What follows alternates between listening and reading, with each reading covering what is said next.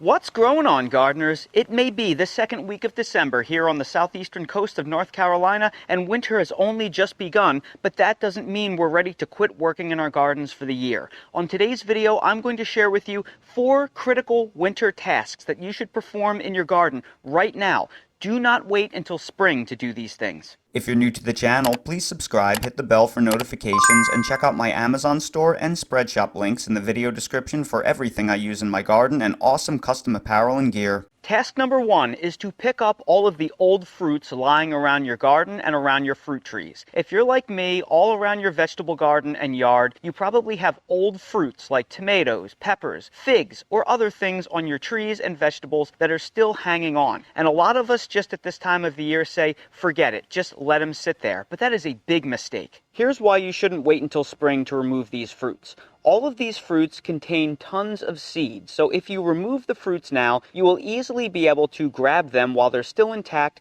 and take all of those seeds off-site so you don't have issues with them spreading throughout your soil. If you fail to do this and you wait until spring, all of the fruits will have long since rotted and scattered tens of thousands of seeds throughout your garden, which will germinate on you throughout the spring and the summer, and you will be fighting them all throughout the year. Ask me how I know. And before you say, hey, volunteer plants sound great, I'd love to get free tomato or pepper plants in my garden, consider this. You're not going to get 3, 4, 5, 6 volunteer plants. You're going to get 6,000 of them. And the only thing that makes a weed is whether it's wanted or not. Weeds are just unwanted plants. So if all you want is a handful of free plants, well, you're going to be fighting thousands of volunteers germinating throughout your garden all year long, and that really just means you're going to be fighting lots and lots of weeds. But what about plants that don't have viable seed, like these figs right here, or like the persimmon tree right behind me that are completely seedless, so I don't have to worry about any germination with them?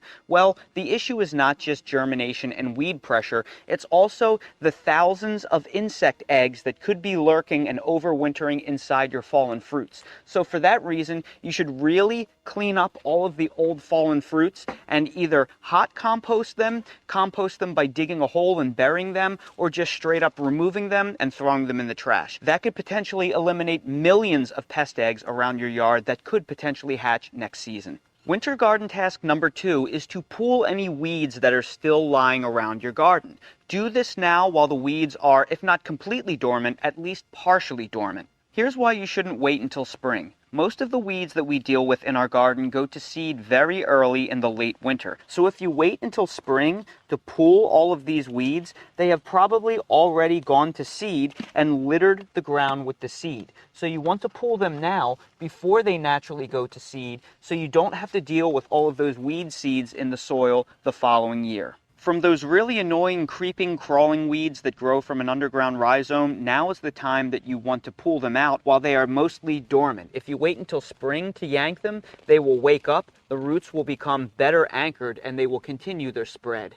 Task number 3 is to amend any garden beds that you will not be growing in throughout the winter with compost. I strongly recommend you do this now and you not put this off until the new growing season. Here's why. So many gardeners take winters off and they let their yard and garden fall by the wayside. But come late February, early March, they start getting cabin fever and they want to go back outside in the garden again. But nothing is ready. And what happens? Now you have a laundry list of tasks to do. You have to pull the weeds, amend the beds, start your seeds, start transplanting things out into your garden. It's just too much to do all at once. It becomes stressful, you run out of time, and either you get everything out into your garden late, or it's just too much for you to handle and you only plant out a small fraction of what you actually wanted. I strongly recommend that for any garden beds that you are not going to be growing in this winter, add your compost and get the soil ready for spring now. You probably don't have nearly as much to do in the garden at this point in time, and the weather is still probably pretty good. Almost nobody's soil has frozen just yet. So get outside, get the work done now, so then when it's actually time to either direct sow your seeds or put your transplants in Feb, March, April, or whenever it is for your climate, your soil is 100% ready to go. You don't have to do any legwork, and you can just drop the plants or the seeds in. Getting all this legwork done right now will not only be better for your physical health because you will be getting sunshine, fresh air, and exercise in the darkest, coldest time of the year when you really need it, but I'm telling you right now, having your garden ready to just drop the plants in quickly in spring is a total game changer. You will probably have the most productive garden and the biggest garden of your life because you won't have to do any of the legwork manual labor tasks in the spring when you should be focusing on your transplants and your seeds. And task number 4 that you must do in winter now is to cover any garden soil or garden beds that you are not actively growing in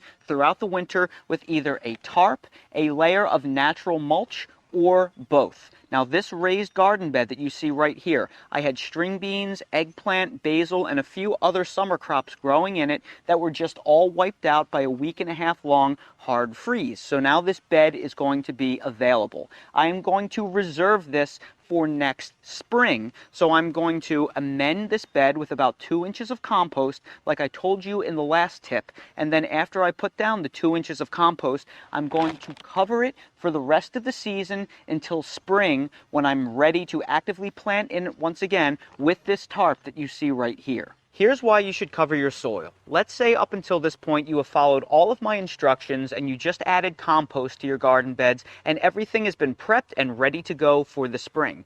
But you failed to cover your garden soil with either mulch or a tarp. Well, 2 possible bad things could happen. Number 1, at any given time, there are millions of weed seeds that are blowing throughout the air. And over the course of the winter, those weed seeds are going to, at some pace, fall on top of your freshly exposed soil. So that means that when you go planting things into your garden the following season, either some of those seeds will have already germinated or they are just lying in wait, and they will continually germinate and annoy you throughout the late spring and the summer. Again, remember the goal here is to have everything prepped and ready to go weed-free. So if you already went through all the trouble of removing all of the fallen fruit and the seeds from your garden soil, don't let the soil sit exposed and unprotected so weed seeds can just fall right on top of it for 3-4 months straight before you plant anything in it. And number 2, one of the reasons why, in fact the primary reason why we add compost to our garden is because compost is rich in beneficial bacteria.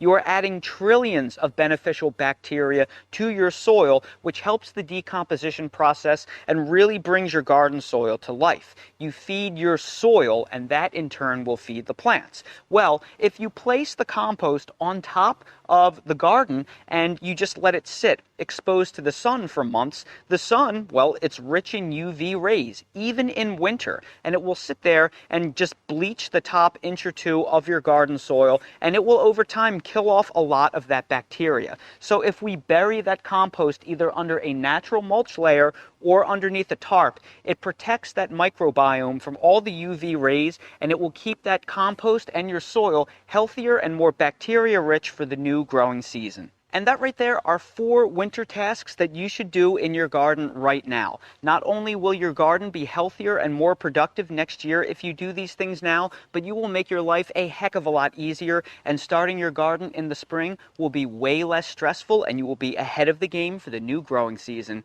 So everybody, I sure hope you found this video helpful. If you did, please make sure to hit that like button, subscribe to the channel, and please ring that notification bell so you're notified when I release more videos like these. If you're curious about any of the products that I use in real life in my garden, I have them all linked down below in my Amazon storefront in the video description. So expand the video description, click on the Amazon storefront link, and you'll see everything I use in real life. And while you're down there, please check out my spread shop for custom merch if you want to support the channel. Thank you all so much for watching, and I hope to see all of you again on the next video.